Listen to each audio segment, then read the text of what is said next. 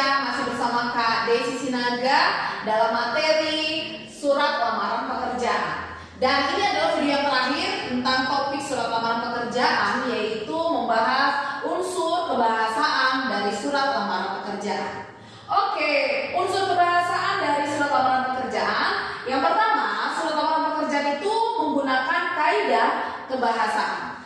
Kaidah atau aturan kebahasaan yang berlaku saat ini namanya QEB atau biasa disebut dengan EB atau Ejaan Bahasa Indonesia.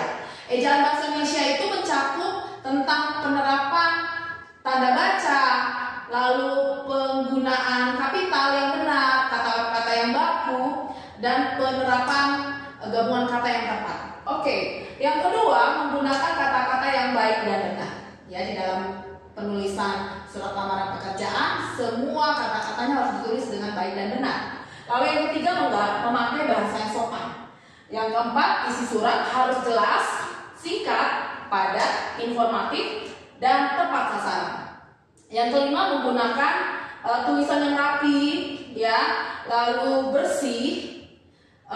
Maksudnya surat lamaran pekerjaan itu bersih ya, diusahakan tidak kotor begitu dan mudah dibaca.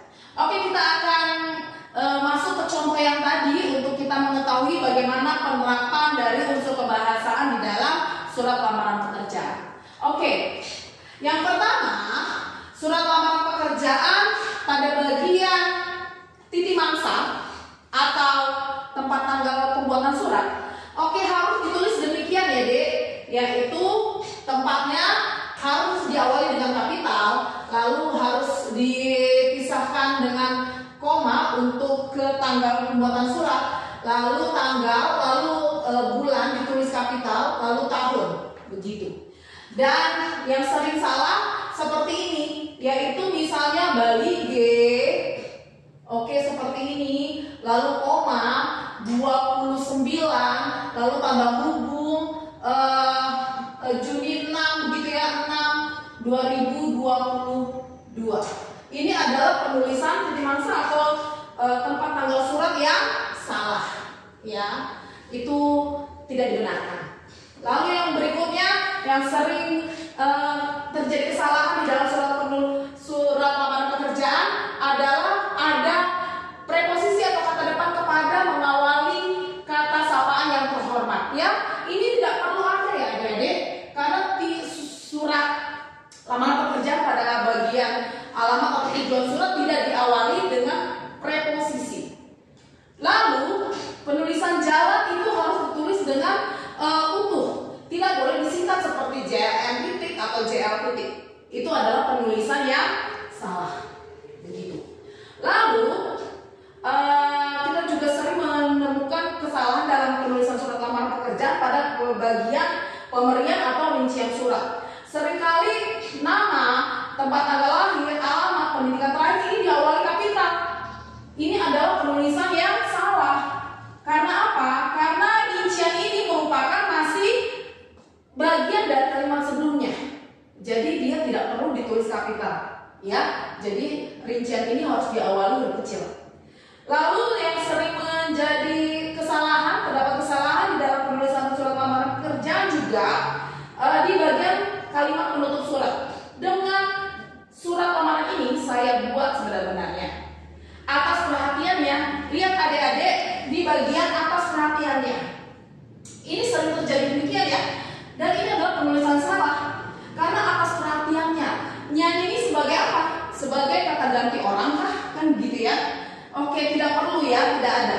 Jadi dia harus menggunakan sapaan kekerabatan langsung, yaitu bapak, garis miring ibu, kan gitu ya, menggunakan kapital di sini karena ini adalah sapaan langsung. Kalaupun ada saudara, itu pun S-nya harus kapital juga, ya. Jadi atas perhatiannya itu salah. Yang benar adalah atas perhatian bapak, garis miring ibu, begitu ya. Saya mengucapkan terima kasih.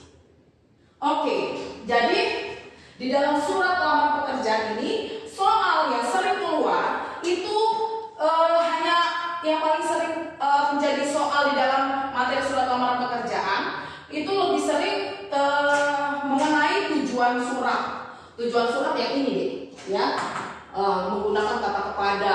Lalu juga nanti misalnya kepada direktur, misalnya bukan kepala cabang, nama